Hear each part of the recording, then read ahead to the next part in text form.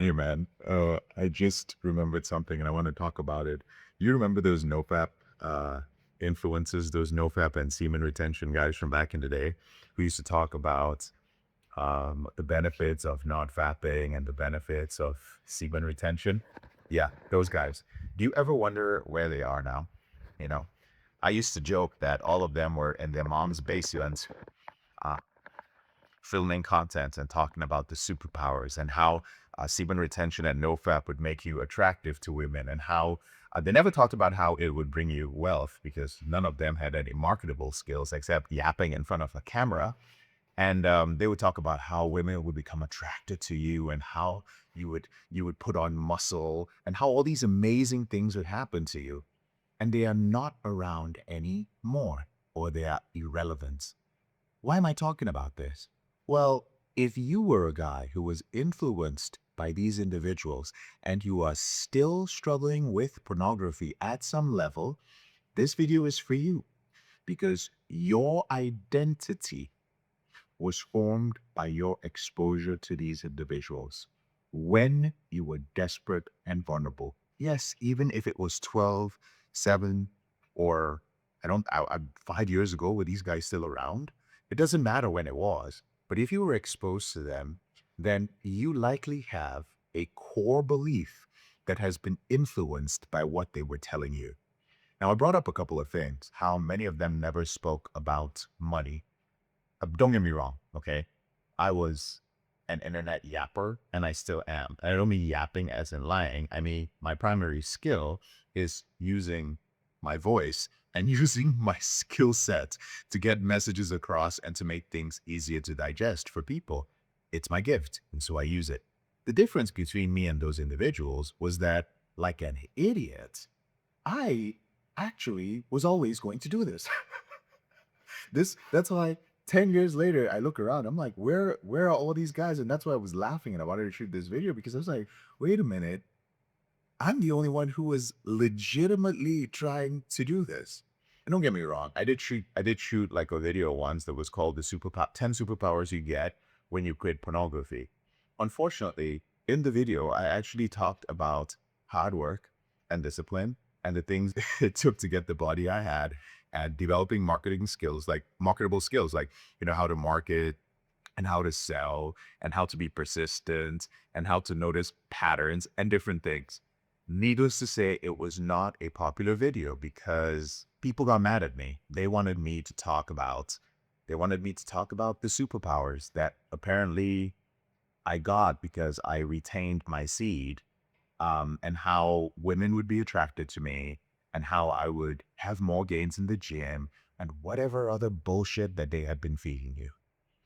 If you were exposed to men like that, I know it sounds bad. It sounds like the beginning of those law firm ads where it's just like, if you were a student at St. Jude's, blah, blah, blah, over those years, you may be entitled to.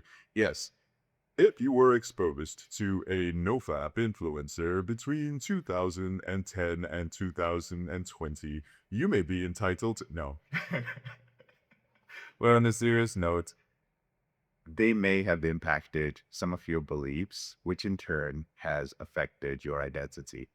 See, many men over the years work with us, literally thousands.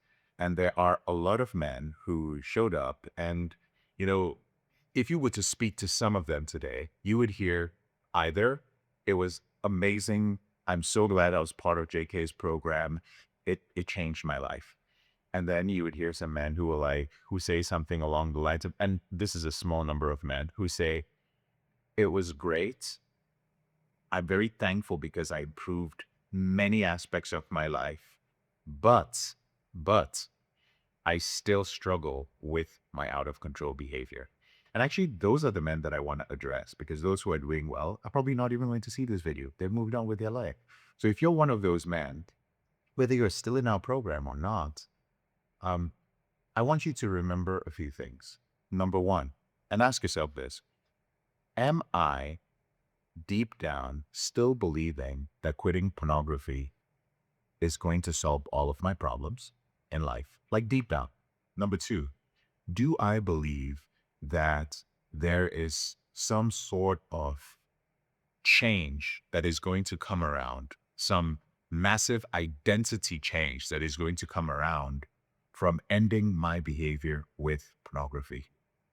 Number three, have I been moving away from anything that would practically help me understand myself better, like therapy, some sort of counseling, or visiting with a psychiatrist, or doing some sort of deeper work, prayer and meditation, spirituality?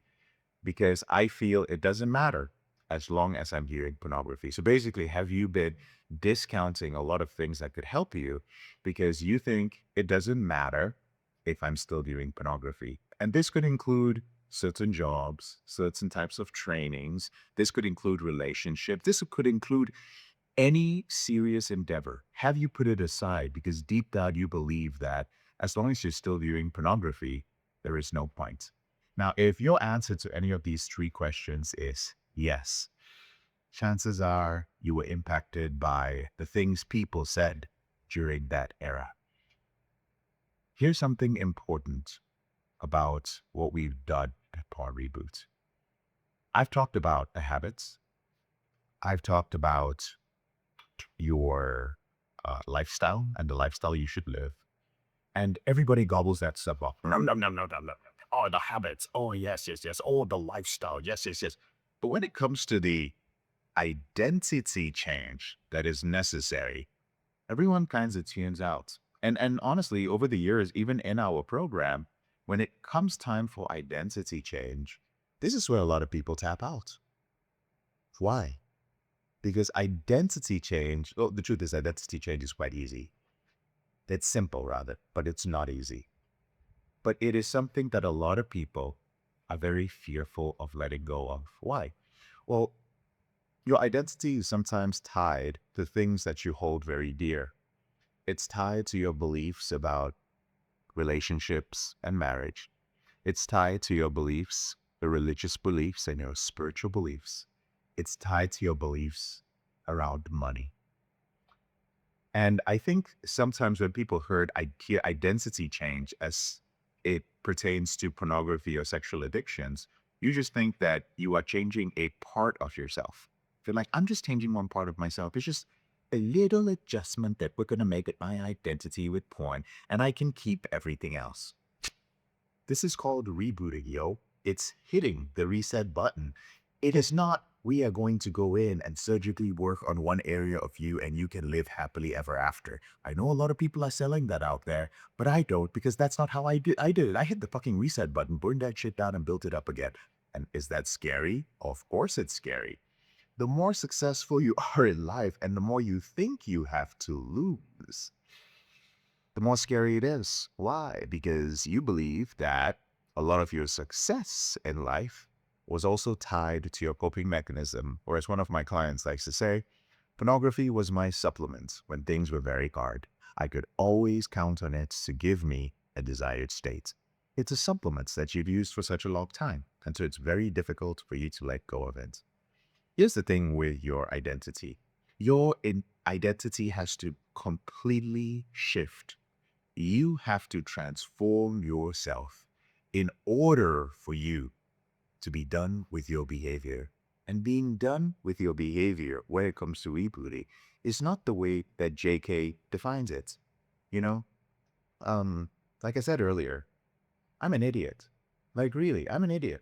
I was there when all these guys were talking about the benefits of porn addiction, of nofap, sorry, and all the superpowers. Maybe I would have made a lot of money and made like a bandits and left. But I was here going like, I really got to teach these guys how to do it. It's taken years to refine the system. And I think it's time to maybe make it clear to some of you guys in plain terms, not in all these stories I tell and all these different ways of getting to your reboot. You define your reboot for yourself. And what I mean by that is there's a path that we facilitate and we guide you to, right? Because we've seen the movie before. But the whole reboot thing, when you're in the program, when your identity changes, the guide that it's going to get you there, you define what it's going to look like. Because when you define what your reboot is, as we guide you, you can tell us, I don't want to go here and I don't want to go there. It doesn't mean I don't want to change this and I don't want to change that. Okay. It just means that there's certain things that will be so much easier for you on this journey to control or end your behavior permanently when you have defined the destination for yourself. And if you were to sit in front of any of our coaches and define the your reboot for yourself, we would immediately tell you no if it only had to do with ending your behavior with porn. That's what a lot of guys in the early and middle stage of their reboot say. I just want to be done with this behavior. I don't need this behavior. And no, bro, your behavior is a symptom of something else. It is a symptom of something else in your life. And what you don't seem to understand is that in the process of rebooting, you are going to figure out what that thing is. You are going to figure out whatever the thing or sometimes the things are that are getting in your way. And as you figure those things out, you begin to define your reboots. It's like, God, I'm so bad at analogies. And I actually didn't intend for this video to be so long. I literally just wanted to make something funny, but I'm not a funny guy. I'll put it for you like this. Dwayne Dean is our reboot coach trainer. He trains and certifies reboot coaches. And I love what he says when he was training our first batch of reboot coaches. He says, we are like the Uber of recovery. It's you get into the vehicle and then you tell us where you want to go. You don't know how to get there. We got the GPS, right? But you do understand that there's a scenic route. You do understand we can turn and say, sir, would you like to take the highway? And you could be like, yep, I'd like to get the highway, but take the highway. But that destination that you put in, brother, you put in the destination. You put it in.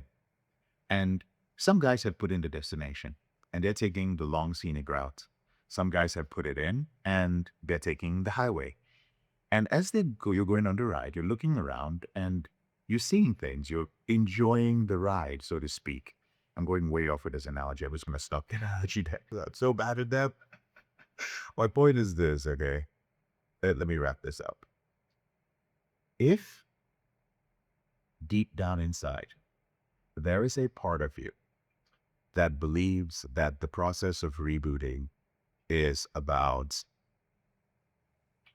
simply fixing a certain part of you that wants pornography, if you believe it's about disciplining yourself, if you deep down believe it's about willpower, if you believe that there's something to gain, I want you to know that you're going to have to clear the slate completely, wipe the board clean in order for you to truly do this thing called rebooting.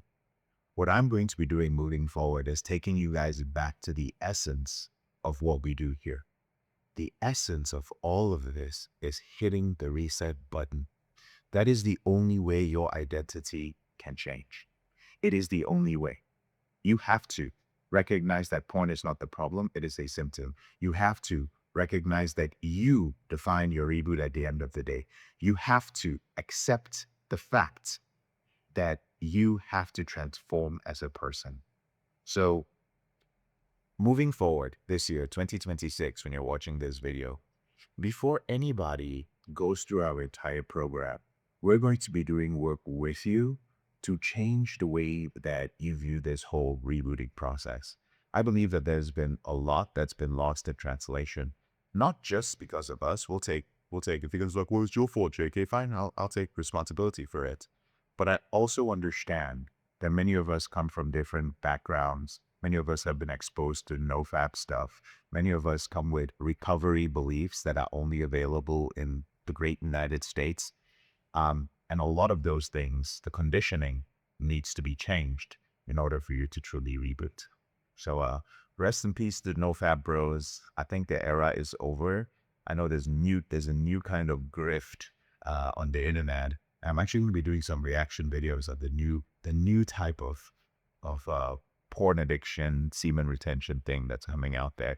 But I apologize for this video being all over the fucking place. It's not what I intended, but I'm going to publish it as is. I'll talk to you soon.